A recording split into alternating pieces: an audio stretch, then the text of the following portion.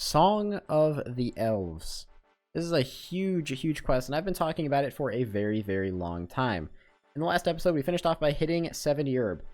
Arguably the hardest requirement for this, especially because we're a duo team, and we were originally funneling all of our herb lore XP to not me. So that might not have been the best decision, but the only two stats missing are 70 hunter and 70 mining. Both of which I'm pretty close to. I mean, in fact, I'm just one mining level away, and all the hunter XP I've had so far is just from birdhouse runs. So this really shouldn't be too big of an issue. Even though some of the quests I have to do, like Mourning's End Part 2, are going to be pretty unfun, my goal is to finish Song of the Elves in this video. I'm not sure how doable that's going to be, considering I don't have a trident, but I guess we'll see. Oh. I just completely missed it because I didn't realize I was about to get the level from whatever the heck, the pay dirt going in the thing. That's level 70 mining, so that's that out of the way, I guess. Just have to do Hunter now? Before we go any further, I'd like to thank this video's sponsor, Raid Shadow Legends. This month is a huge one for Raid because they are bringing out a huge new boss, the Hydra, a super powered clan boss that has tons of different mechanics to go with its multiple heads. From sharing pain and push damage back on your team to scaring your champions, this thing is no joke. But if you manage to conquer it, it can provide you with some of the best artifacts in the whole game. Before you decide to take on the Hydra though, you can try out my personal favorite activity in game, opening packs. This will always be the best part of Raid to me because I love the surprise of seeing cool new champions, and I've always been a bit of a collector. And as for what's new in Raid, aside from a huge and exciting boss, there's a brand new super limited edition champion based off the esports legend and Navi superstar Simple. Between now and January 28th, this champion is available for free to all players, new and old, and after that it's gone forever. On top of that, it's the holiday season, so of course Raid has a full schedule of festive activities with special events and tournaments. If you want an even bigger head start, all you have to do is click that link in the description or scan the QR code on screen. New players will get an epic hero Vergus, 200k silver, 1 XP boost, 1 energy refill, and an ancient shard to summon your own cool champion. You can find these rewards here in your inbox for the next 30 days. Alright, so the only stat left to get is 70 hunter, and not sure how this is going to go. I've never actually done hunter for chins in this area, so not sure how much XP per hour I'll be getting. Hey, there's level 68, and I totally screwed up my tick manipping there. This is kind of shit, but I guess I only have to do it for 2 levels, so it's not that bad. Interesting. Dragon Impling just roaming up here while I'm hunting. It's just like it's taunting me or something, man. And just like that, that is 70 hunter, which is the last requirement outside of quests that I need for Prif. And look at that, 2 extra chins to boot. Fantastic. I was taking a look at my stats and I realized I'm almost 70 base now. I know it wasn't too long ago that I was almost 60 base, but it's literally just runecraft and fishing unless I'm like completely missing something. So maybe that'll be something that I do in the future too. For now though, it's time to do quite possibly the worst chain of quests in the entire game. Song of the Elves is a pretty cool one, pretty dynamic, but this will be my 5th time doing it.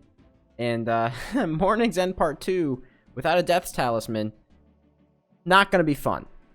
Also, I just wanted to mention, I know a lot of you guys voted on a poll that I put up within the last week or so on my channel, mentioning you wanted to see more PVM on the series, and there is still going to have to be some skilling, but PVM is what I'm working towards. I mean, there's a lot of stuff locked behind Song of the Elves, but I obviously need to skill to get there. Alright, that's the easy quest out of the way. Making history. Now it's time to start the elf chain. I'm really not looking forward to this, but let's go. Mourning's End Part 2. Let's go ahead and get it done. Alright, that's the light puzzle of Mourning's End Part 2 completed, and honestly, that's the less annoying part of this quest this time around. Up until this point, every time I've done this quest has been either on a main account, last time I did it was on unlocking Runescape, or on an account that already had a death talisman. Unfortunately, this account does not have a death talisman, which means I have been handed this list of 50 items. They're not really difficult items, but 50 items that I have to go get and then bring back here. So, woo. It took like an hour. Most of the items are pretty easy to get. It's just not stuff I would regularly keep in my bank. So that's the jail key. Last item I needed. Now I have to go make 2 or 3 trips back inside the fucking Temple of Light. Alright. You know, honestly, that was not as bad as Monkey Madness 2. So, you know, take that with a grain of salt, I guess.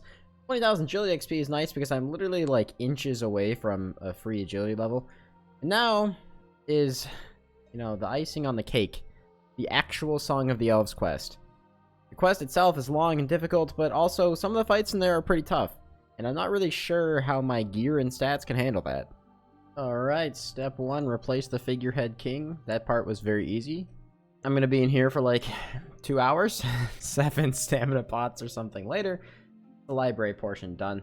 The only hard part of the quest now are the couple of fights leading up to and including the Saren fight, so hope those go well. Oh my god, my world is burning down around me. Better hide in the freaking cooking pot. That's a great plan. Normally at the defense point of the quest, I've been just casting ancients on things, but I'm gonna try just tagging everything with darts and see if that works. You know, actually, that worked out pretty well. Alright, time to gear up and prepare for the final fight. And this is what I'm nervous about, because I feel like this thing is going to just royally kick my ass, but hopefully blood spells will just carry me through it. And also, I have my rune light set to blue for things that are out of distance, and I guess that this whole area counts as, like, out of distance, so it's just gonna be blue. I hope you guys are okay with that. To those of you who haven't done the Song of the Elves boss fight in a long time or ever, this fight's actually really simple. There's only one of the 4 special attacks that I'm worried about, and that is the final special attack, which does basically your whole hit points bar. Depending on what phase it's in, it'll do 5 less than your max, 3 less than your max, or in the final phase, 1 less than your maximum HP. Now, there's a few really weird, tricky ways to avoid this. There's some items that you can, like, tick manip the boss with, but honestly, I was really hoping I wouldn't have to do anything like that. The only issue that I have is I don't have a trident, so I need to be on ancients to heal myself, but that also means that my blood spells are now my main source of damage. And at 90 HP, I don't know if Blood Blitz is going to be enough to heal me up from these massive special attack hits.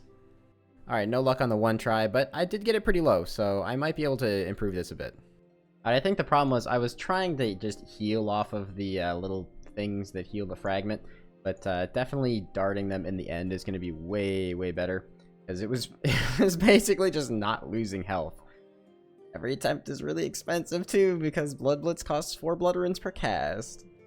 Come on, 4th time's the charm. I used a lot of runes doing this. Please hit before it gets to the heal phase again. Please. Come on. Oh my god. Either I got really unlucky, or this is just terrible without a trident. But woof, there we go. Fragment of Saren down. I had to use one of the brews, but it turns out I didn't really need them. I just had to be really good at using redemption and flicking and everything, so. I'm so glad that's done. So, shotgunning Mourning's End Part 1, 2, and Song of the Elves without a Death Talisman for Mourning's End Part 2 in one day. Not my best idea. However, first of all, that's a ton of XP, and like I said, I was very close to an agility level, so there we go, 74 agility. I can use the Lava Dragon jump. That actually would have been useful when I was collecting those white berries. We now have access to Prifddinas, which, believe it or not, has a good amount of content in it, namely Volcano, which is something that I want to explore pretty soon. But the thing I want to do right now is the Gauntlet. Now, the nice thing about the Gauntlet is that it requires no gear. The downside is you still get benefits from things like Rigor, Augury, and having higher stats. And my stats aren't super amazing, and I'm not the best person at the Gauntlet, but I want to give it a shot and just see how things go. But for now, I want to take a little bit of a break because I've been playing for like 9 hours straight. Now, my stats aren't too bad, so it shouldn't be too problematic. I just can't guarantee amazing success in all these runs. First things first, though, I have to do a regular Gauntlet to even unlock the corrupted version. So, I'll be honest, not my cleanest run. I guess I am a little bit out of practice. But, I mean, I did do it, and this is exactly why the Gauntlet is so disgusting. The crystal shards are actually going to be pretty useful for future stuff, not really too much right now, but this is a regular Gauntlet run, and I got 121 nature runes and 2 rune chain bodies, which is about 60k, actually it's exactly 60k, in Alks. Corrupt Gauntlet gives an additional roll, so money should really never be a problem if I can get comfortable doing Corrupt Gauntlet, which, speaking of, let's go ahead and give it a shot. Alright, we'll actually manage to get a Corrupt Gauntlet KC on the first try, which also means I get this beautiful collection log slot, the Gauntlet Cape. Honestly, it doesn't look that great. Alright, what's our first Corrupt Gauntlet chest gonna be, though? Yeah, so you guys remember when I said money would no longer be an issue? Yep. In how long was that run? 12 minutes for 300k. It's pretty good. Pretty good. I'm actually going to go ahead and grab a fire staff just to alch these in between every run so that I don't end up with like 6,000 things sitting in my bank to alch. And oh, this is painful. I do not have the hunter level to catch crystal implings. I'll probably work on getting that at some point. Now, like I mentioned before, my stats are quite a bit lower than most people who are running Corrupt Gauntlet, and I also don't have Rigor or Augury, both of which make pretty huge DPS increases. So the normal strategy that I would use here, which is just get tier 1 armor and go right in, I can't really do it comfortably because I think I'd be taking too much damage and I wouldn't be putting out enough. So what I need to try and do is tier 2 armor strategies, which tier 2 armor drastically reduces the amount of damage you take from Hunlift. It reduces any damage from mistakes like getting hit by the tornadoes or stepping on the ground that you shouldn't be standing on or anything like that. But it does take a bit longer to prep. So it's not as consistent, at least not yet, because it's not something that I normally do. Up until this point, the couple hundred Corrupt Gauntlets that I've done have all been with tier 1 armor. So this is going to be interesting. These runs are far from pretty. Say that. Alright, chest number 2, what do we got? Bam, that's actually crap. 10-14, that one was actually pretty good. The chest was decent. Actually, no, that was really good. It's 100k, just straight up 100k cash in there. I didn't even notice that. I love the chat notification. LSG Duo has received a drop, 100,418 coins. Wow, would you guess it's worth 100,418 coins? And when Shelby gets online and he sees that I'm doing Corrupted Gauntlet, these messages are just going to be going up in the chat constantly. Anytime I get anything that's not inalchable, like, gems are not that good, chaos runes are definitely not good, and arrows are pretty garbage. Alright, 5 chests deep. It's not as bad as I thought it would be. Man, that was everything I said I didn't want from the previous chest. It's not as bad as I thought it would be, but it's taken some adapting. What's in chest number 7? Armor Seed. No. Not bad, though. So, I just had my second death, and I've had to run away 3 times as well. To be fair, a few of them were just horribly bad luck, and that just happens in the Gauntlet sometimes. But, I can definitely feel the difference in the low stats. Corrupted Gauntlet Veteran after a measly 10 kills. I love how that works. So that's 10 chests. Oof, and there's some nice loot. Finally, some alchables again. I got a little bit unlucky, actually, if we're talking in terms of alchable drops. I feel like you usually get a bit more than this. But, I mean, even with that, I still made nearly a mil in a couple of hours. But yes, 10 KC does take a couple of hours. Babe, you said you were PVMing. This looks like skilling content. Yeah, I'm sorry, guys. I actually, thinking about it, I want to hunt some more chins. The reason I want to do this is because, one, it'll just get my hunter level up, which is nice. But like I said, increasing my range level is going to increase my DPS and accuracy a decent bit. Rigor and Augury are definitely the main factors here, but hey, guess what? Raids also requires a decent range level. And considering we're looking at bosses like Kriara and Ziliana, again, range would be pretty beneficial. So, I think I'm just going to hunt a few chins here, maybe get 75 or 80 hunter or something, and then I'll probably go chuck them in the Monkey Madness 2 tunnels since I have access to that now too. I was over here like, man, why isn't my 3-ticking working? And I realized I brought a dwarf weed. Nice. Hey, there's 71. So the XP here is definitely better than it was at the other chin spot. It's still not great though. Maybe I'm in the wrong area. I've never actually done hunter up here before, but it's better. And there's level 73 hunter. I forgot 73 hunter is actually kind of a relevant level because that's black chinchompas, which are going to be pretty useful for Arma. Alright, I think this is where I'm gonna take a little break. My hand feels absolutely destroyed. That is 75 hunter. Oh my god, I can catch bats. I don't think I've ever caught a whatever. I'm gonna go grab the rest of the chins that I have sitting in my bank, and I'm gonna go throw them. Hopefully, I can get at least like 87 range because I'm basically already 86. I have no idea what to expect of this. I've never actually trained range with chins before. Alright, here we are. I'm just gonna have to hop around a little bit.